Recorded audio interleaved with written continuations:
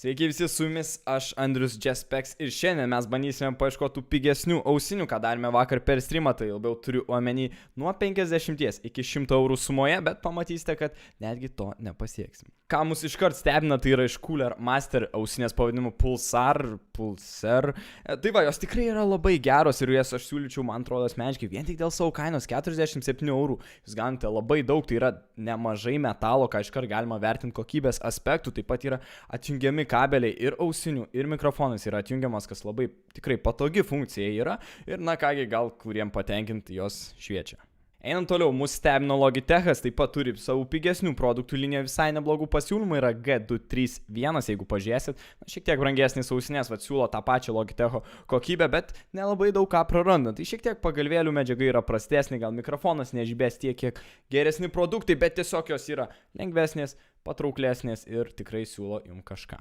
Na dabar apie ką neis taip lengvai kalbėti, tai yra iš Kingston HyperX Cloud 1 ausinės, kurios jau žinomas gal dėl antro ir pirmo modelio, bet jos tiesiog tiek daug duoda, na pažiūrėkite šį komplektą, tiesiog kiek ten visko yra, kiek dalykų aš nepradėsiu dėję vardinti, bet tiesiog čia yra jų komplektas, pačios ausinės, taip pat turi puikų mikrofoną, puikią garso kokybę, gal vieną geriausių iš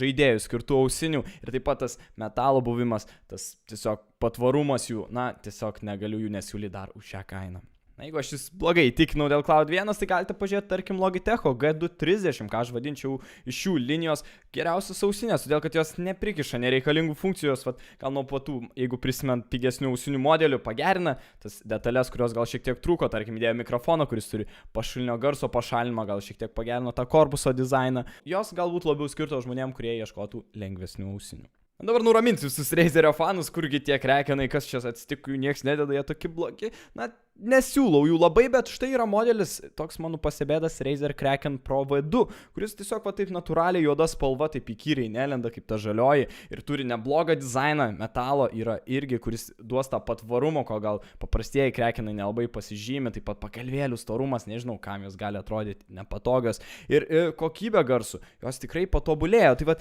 nežinau kas dar ir čia tikrai Razeris tokį produktą sukūrė. Dabar prieinam 80 eurų ribą ir aš pasakysiu, kad mes čia ir sustosim. Žinot dėl ko? Dėl Cloud 2 tiesiog neįmanoma jų nesiūlyti, tiesiog už šią ypač sumą dabar jie tiesiog priverčia pamiršti visus mano dabar buvusius pasiūlymus ir imti juos. Yra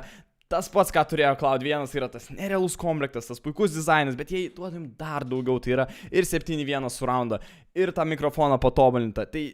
aš žinau, kaip jų galima neimti. Na kągi, tiek mes ir radome ausinių šią pigesnę sumą, kai kurie gal net jau girdėjote tas ausinės, kai kurie gal netgi turite jas, tai užmeskit laiką ant video, kam padėjau ir tada susitiksim gal jau brangesnių ausinių variantą.